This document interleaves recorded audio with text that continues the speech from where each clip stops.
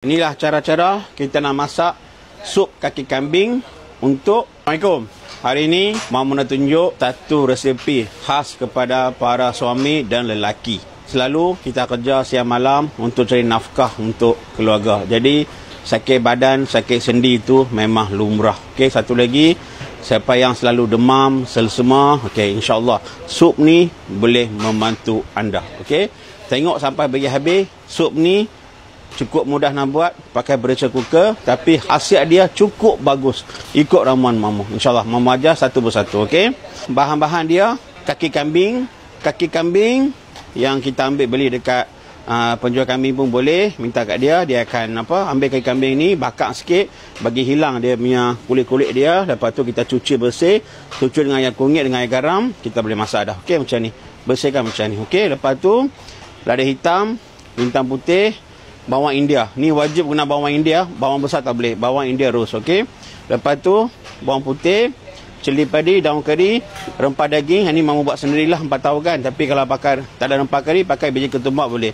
Serbuk kunyit, garam halus dan ketumbak. Ini bahan-bahan dia. Minyak masak sikit. Okey. Sekarang Mamu tunjuk cara-cara nak masak sup kaki kambing yang betul-betul satu sup yang betul-betul bagus untuk badan kita. Bismillah. Okey, kita ambil lada hitam satu sudu makan. Okey. Lepas tu kita ambil bintang putih separuh. Okey. Kita tumbuk dulu.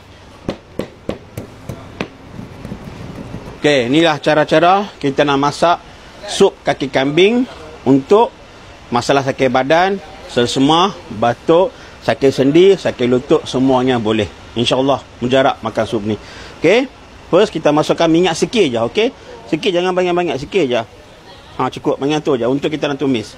Okey, lepas tu ni kita masukkan bawang roast India. Okey. Nampak ni dia kecil je, kena tumbuk, wajib tumbuk. Lepas tu bawang putih dalam 10 atau 12 ulas. Okey. Yang ni wajib guna bawang India. Bismillah. So, kita tumis bagi lembut sikit. Lepas tu kita masukkan daun ketumbar. Okey. Lepas tu kita masukkan daun kari tadi. Okey, daun kari. Lepas tu kita ambil cili padi, potong. Okey. Ni bahan tumis. Kita masukkan tadi lada hitam dengan jintan putih yang kita tumbuk dia halus ni, masukkan. Okey. Lepas tu kita masukkan kaki kambing. Bismillah.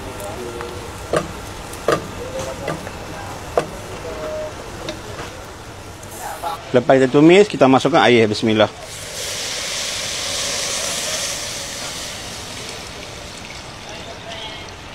So, kita masukkan serbuk kunyit sikit dan serbuk rempah kari daging. Yang ni Mamu buat sendiri.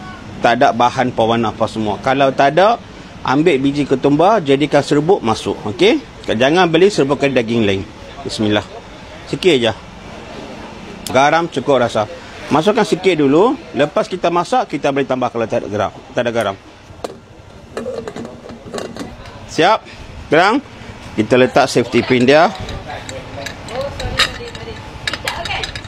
Okey, siap.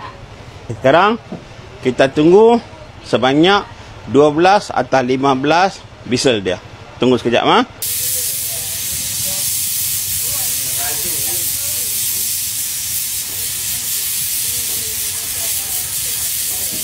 Sup kaki kambing dah siap. Tunjuk Ni dah. Garam semua cukup. Dia lembut Tengok ni. Nampak lembut. Nampak. Lembut macam mana? Plastik ya. Okey. Cukup lembut. Yang minyak-minyak ni bukan minyak yang kita bubuh tadi. Dia punya collagen. Zaman sekarang orang suka beli collagen beratus beribu ringgit. Tak payah. Secara jumlah jadi, semua jadi kita dapat dalam kaki kambing. Ni dia. Okey, tengok.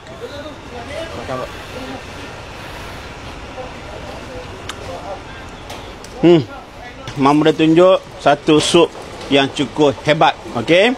Kalau buat kat rumah, nanti Mama tunjuk pula cara macam mana masak dalam periuk. Sebab ramai orang tak ada pressure cooker dekat rumah. Mama faham. Jadi, Mama buat satu lagi video, tunjuk masak dalam periuk macam mana.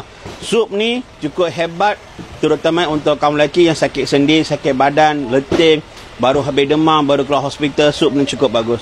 Buat dan minum, insyaAllah akan lega. Jadi, sekarang ni Mama sibuk dengan tour, jadi tak sempat buat konten masakan. InsyaAllah Mama akan cuba buat sebanyak konten resepi masakan untuk anda daripada tempat kita bertuah ni. Jadi kita akan jumpa dekat mana-mana tour yang kami buat sampai ujung tahun ni, insyaAllah.